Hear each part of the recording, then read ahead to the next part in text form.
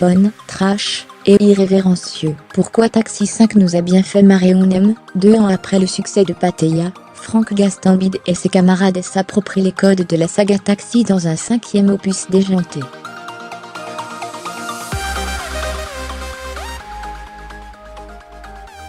Et c'est souvent très drôle, malgré les défauts de fabrication apparents. C'est une suite qui ne va pas plaire à tout le monde.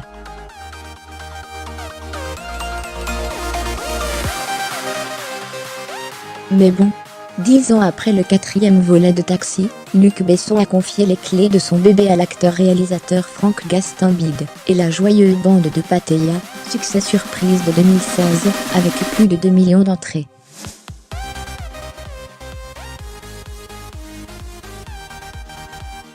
Ou l'histoire de 3 potes de banlieue, qui partaient en vacances en Thaïlande pour le meilleur, et pour le pire.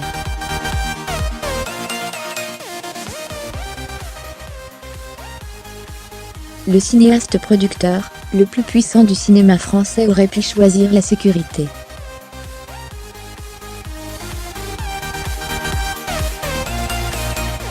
Faire appel à un vieux routier de la mise en scène, et convoquer le duo Sami Nasri-Frédéric Diffental, alias Daniel et Emilien.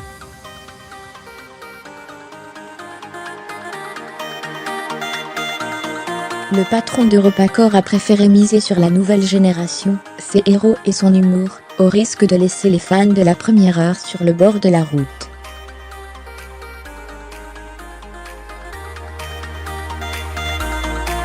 Sorti samedi dernier dans 50 salles à Marseille et sa région, le film y a cumulé plus de 55 000 entrées en 2 jours.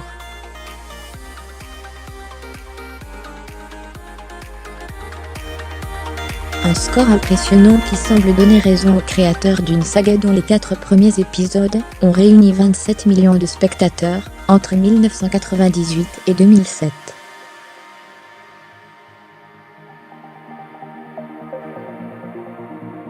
Ce triomphe précoce va-t-il s'étendre au reste de la France? Sans doute que oui, malgré des défauts de fabrication assez apparents.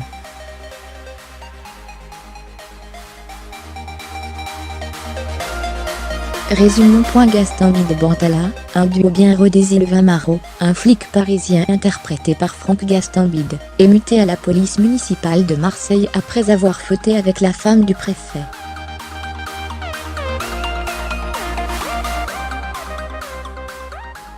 À son arrivée, il est accueilli par Alain Trésor, Édouard Mantout, l'un des rares survivants des opus précédents.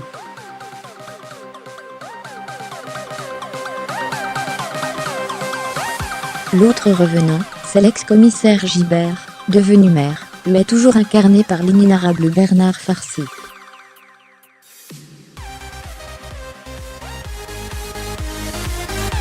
Lancé sur la piste d'une bande de braqueurs italiens, qui pillent les bijouteries de la région, Marot va devoir faire équipe avec Eddie Maclouf, le neveu de Daniel, un chauffard, UB écrit sur mesure pour Malik Bantala.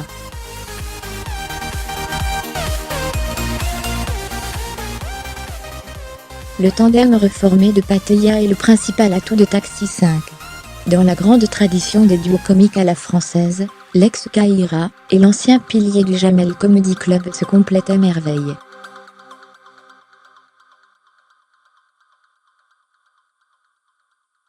Leur petit numéro est bien rodé, l'un joue la brute épaisse, un rien naïf, surtout avec les filles.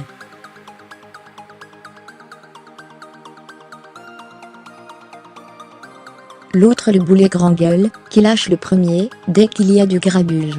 Autour d'eux, une galerie de copains déjà vus dans Pattaya, Ranzy Bedia, Sabrina Ouazani, Anouar Toubali ou encore Monsieur Poulpe, passé comme son réalisateur par l'école des web-séries, pépinière de nouveaux talents de la comédie.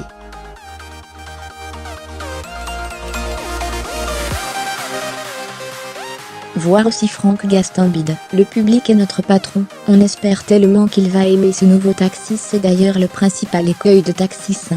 À défaut d'une intrigue qui tient la route, le film mine tout sur ses gags, souvent énormes.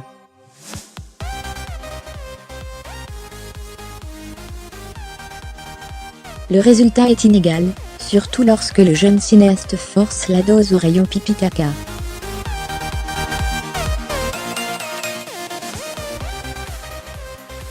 Mais ça donne des moments très réussis comme le striptease enflammé de Malik Bantala pour sa fiancée américaine.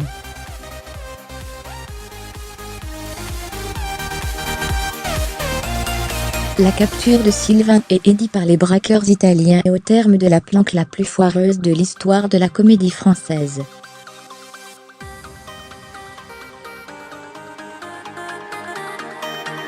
Cette poursuite en voiture brutalement interrompue par un lancer de brousse. Vous avez bien lu.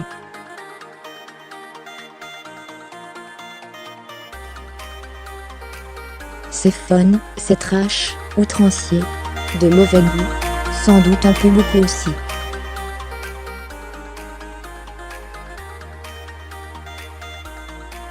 Mais Franck Gastambide assume et se fait plaisir, s'appropriant les codes de la saga avec une irrévérence certaine.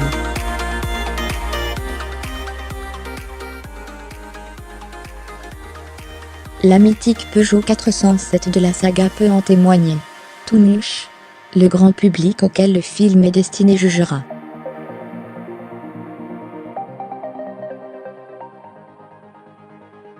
Et permettra, qui sait, à son auteur de décrocher le César du public devant les Tuches et les Chutty.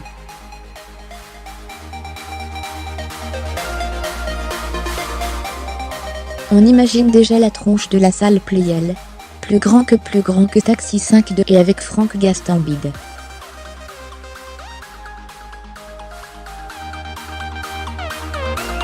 Et aussi Malik Bantala, Bernard Farcy, Sabrina Ouazani. En salle Jérôme Vermeulen mis à jour, créé.